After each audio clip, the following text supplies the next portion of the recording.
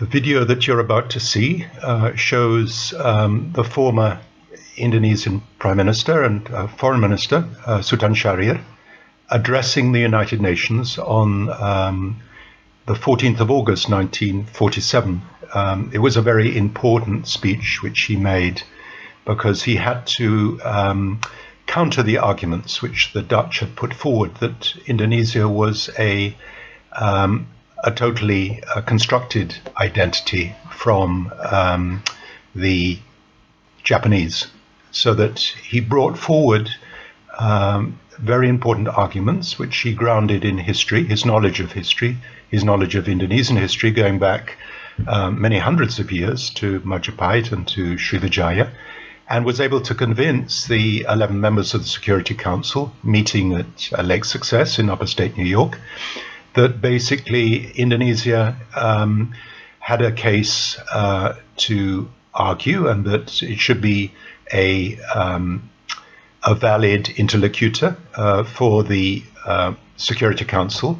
And ultimately that meeting led on to the seating of Indonesia as a Narasumber witness, and then led on to the setting up of the Committee of Good Offices, which included Belgium, chosen by the Netherlands, the Australia, chosen by Indonesia, and Indonesia and Australia then chose America. So this was a turning point in Indonesian diplomacy during the revolution. An affirmative vote to enable him to be invited. Then he repeated his request with a good document which is circulated under the doctrine. But they also led to the fall of my country from its ancient proud place to that of a weak, dejected colony.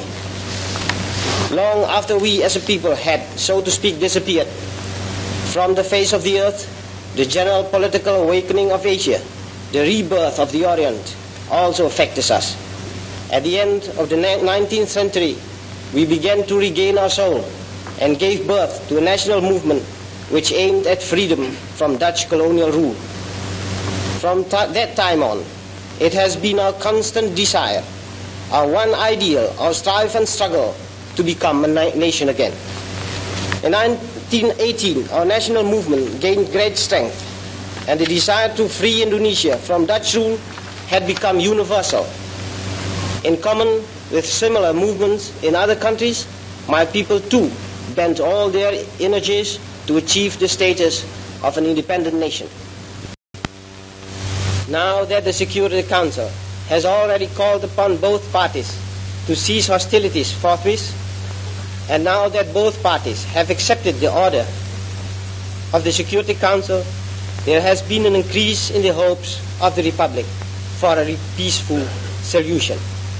So long, however, as Dutch troops remain in Republican territory, there remains the threat to the very existence of the Republic, and therefore also to lasting peace.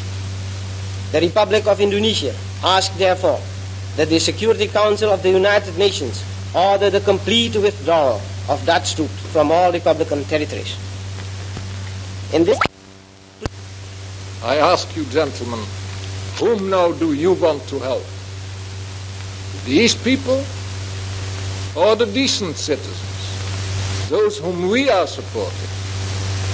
Already, your action, though impelled by generous sentiment, has given new hope, boldness, and energy to the bad, and despondency to the vast majority.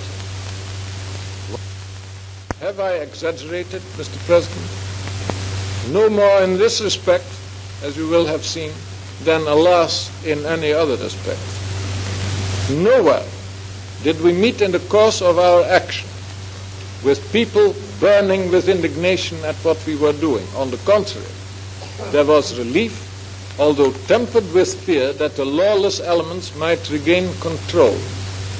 And they may yet regain control if you, gentlemen, take upon yourselves the dreadful responsibility of supporting this Republican government as now constituted.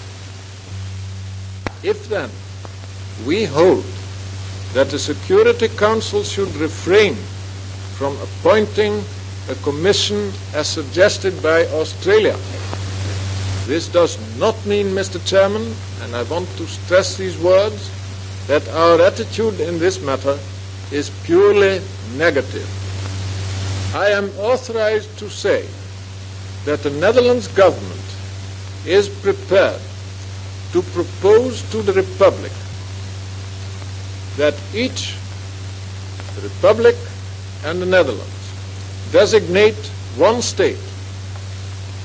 These two states, so designated, to be asked to appoint one other state which is considered by them to be completely impartial.